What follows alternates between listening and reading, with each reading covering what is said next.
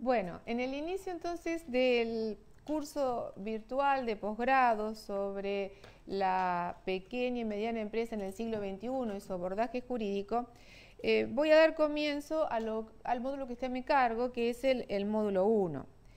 Este módulo, que por supuesto, como es habitual en todos los cursos de posgrado, va a tener un acompañamiento de actividades que ustedes van a tener que ir realizando a lo largo del mismo. Necesita un encuadre inicial para que luego esos trabajos o esas actividades que se vayan incorporando al entorno tengan una razón de ser y tengan un anclaje doctrinario. El módulo primero se refiere al marco normativo de las pequeñas y medianas empresas, es decir, qué forma jurídica adoptan o pueden adoptar las pequeñas y medianas empresas en la República Argentina. Para eso tenemos que partir de la idea de empresa. ¿Y qué es la empresa? La empresa es la organización de los factores de la producción para la producción e intercambio de bienes y servicios. Es una idea muy sencilla, en realidad es un concepto del siglo XIX, pero que lo uso porque es, valga la redundancia, sencillo y de suma actualidad aún. ¿Qué es la empresa? La empresa es actividad. ¿De qué? Una actividad tendiente a organizar los factores de la producción. ¿Cuáles son ellos? Capital y trabajo. ¿Para qué? Para la producción e intercambio de bienes y servicios. Los tradicionales factores de la producción son, como acabo de decir, capital y trabajo, pero hoy deberíamos agregar a la tecnología para que la empresa sea moderna, y sea competitiva. Entonces, el marco normativo me enfrenta primero con el concepto de empresa, que es un concepto económico, como dije, y no jurídico. Ahora, partiendo de la base de este concepto de empresa, ¿cuál es la envoltura jurídica para llevar a cabo esa actividad que la va a llevar una persona? Es la actividad y la organización necesariamente la ejecuta una persona. Esa persona podrá ser una persona humana y estaremos frente al empresario individual, o puede ser una persona jurídica y en ese caso, de acuerdo a cómo ha quedado redactado el Código Civil y Comercial de la Nación, hablando de formas jurídicas de organización de la empresa, yo me sesgaría o considero que deberíamos hablar de las sociedades como forma jurídica de organización de la empresa, o lo que la doctrina denomina las sociedades empresariales. Podríamos hablar también de las cooperativas y de las mutuales con actividad económica, pero sin lucro repartible, con una actividad económica clara en el ámbito de las cooperativas y de las mutuales, pero con un fin altruista, solidario, cooperativista, mutualista y el producido destinado a fortalecer los objetivos de la entidad. Este curso tiende más a las sociedades empresarias o al empresario unipersonal. Entonces, frente a esto, ¿cuáles son las formas jurídicas de organización de la empresa? Vamos a centrarnos en lo que establece la Ley General de Sociedades, ese menú de personas jurídicas que la Ley General de Sociedades pone a disposición de los operadores económicos para organizar una actividad empresarial que no sea gestionada individualmente. Primer punto, entonces, a tener en cuenta, y sobre esto va a haber trabajos colgados en el entorno, trabajaremos, valga la redundancia, sobre las empresas o las sociedades empresariales reguladas en la Ley General de Sociedades. ¿Qué características tienen? ¿Cómo se organizan y se clasifican a los tipos societarios? ¿Cuál es el impacto de la reforma del Código en la Ley de Sociedades? Y la reforma misma de la Ley de Sociedades, que ya les voy sugiriendo vayan estudiando por ustedes mismos y profundizando.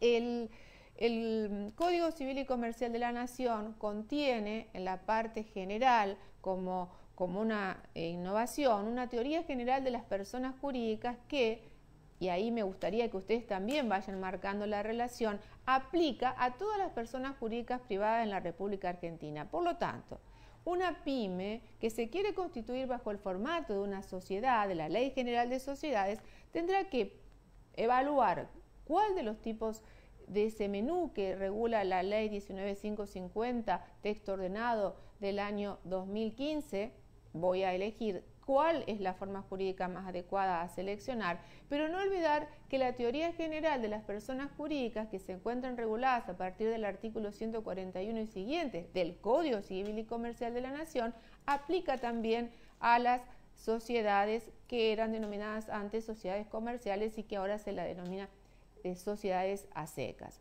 En este orden de ideas, en el programa del módulo primero, yo les sugiero que tengan en cuenta la cuestión relativa al nombre comercial, porque una cosa es el nombre comercial y otra cosa es lo relativo a la marca del producto, que va a ser profundizado por otra parte en el módulo correspondiente a propiedad intelectual.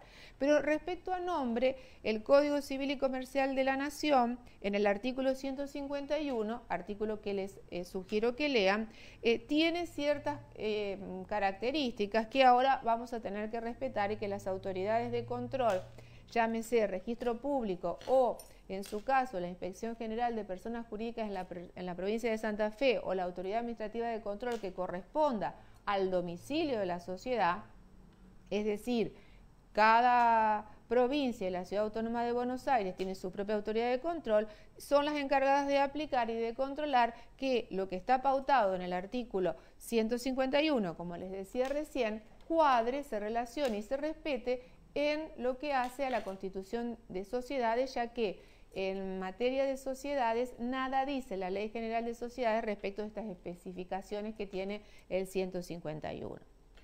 Entonces, empresa. ¿Cuál es la forma jurídica de organización de la empresa? Un empresario individual, la persona humana, o el empresario social o corporativo, una persona jurídica. A eso apuntamos, a que ustedes analicen cuáles son esas formas jurídicas a través de los trabajos que vamos a ir colgando en el entorno. Las personas jurídicas tienen su génesis y su origen en un contrato asociativo. Por ser personas jurídicas, esos contratos asociativos son personificantes, es decir, crean una nueva persona jurídica. Pero no tenemos que olvidar que paralelamente a estos contratos asociativos personificantes, existen también regulados los contratos asociativos no personificantes. Y esto también será motivo de un trabajo, ya que estos contratos asociativos no personificantes por primera vez están regulados en la República Argentina en el Código Civil y Comercial de la Nación bajo el título Contratos Asociativos. Esos contratos asociativos tienen, desde mi punto de vista, como un valor agregado muy interesante, que a partir de los artículos 1442 hasta el 1447 prevén una teoría general de los contratos asociativos. Esto es, teoría general de los contratos asociativos más 4 contratos asociativos típicos. ¿Por qué yo pongo énfasis y revalorizo esto de los contratos asociativos y su teoría general? Porque me da una gran flexibilidad. No me ata solo a los contratos asociativos típicos. La autonomía de la voluntad, las partes, usando esa teoría general, pueden generar un contrato asociativo a la medida del negocio, a la medida de este negocio concreto, que por alguna razón, por ahora, no es necesario darle una duración en el tiempo ni convertirlo en una sociedad o en una persona jurídica, porque probablemente estemos en una etapa de tanteo de ver cómo funciona la operatoria y cuál es el resultado del negocio. Por ese motivo hemos incluido dentro de la temática de este módulo 1 el punto referido a mecanismos personificantes y no personificantes en cuanto a la organización empresarial. ¿Para qué? Para dar cuenta y tomar conciencia de que además de las personas jurídicas tenemos desde el año pasado la herramienta de los contratos asociativos que permiten también dar envoltura jurídica a la empresa. Por último, el módulo, un tema a considerar en este primer módulo es el de la contabilidad. Más allá de que la profesora Daniela Veglia va a hablar de aspectos impositivos, tenemos que tener presente en esta etapa de constitución, en el inicio, en el arranque de la empresa, qué tengo que ver, qué forma jurídica elijo, si personificante o no personificante, y tener en cuenta que todas las personas jurídicas privadas además deben llevar contabilidad de acuerdo al artículo 320 y siguientes. Por lo tanto, a modo de síntesis de este módulo y con obviamente el complemento de las actividades que vamos a ir incorporando al entorno, partimos la empresa, su envoltura jurídica, los personificantes y los no personificantes, y tener presente la cuestión de la contabilidad. El último punto para cerrar este módulo 1 son las, digamos, lo que supuestamente ha sido la vedette en términos de regulación, que son las sociedades anónimas unipersonales. Y digo supuestamente porque en realidad la estrictez de la regulación ha significado que en esta primera etapa de la aplicación del código prácticamente no se han constituido sociedades anónimas unipersonales. Las sociedades unipersonales que tanto habían sido reclamadas por la doctrina, en realidad yo incluso tengo algunos artículos escritos sobre la materia. El mundo se divide en sociedad anónima unipersonales o empresa individual de responsabilidad limitada. ¿Para qué? Para lograr que la persona humana, que el operador económico individual pueda limitar su responsabilidad en un emprendimiento concreto.